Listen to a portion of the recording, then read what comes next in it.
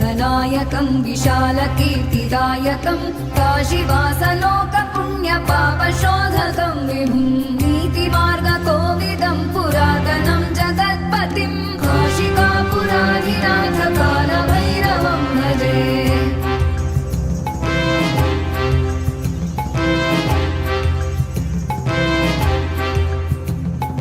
कालभैरवाष्टकं पठन्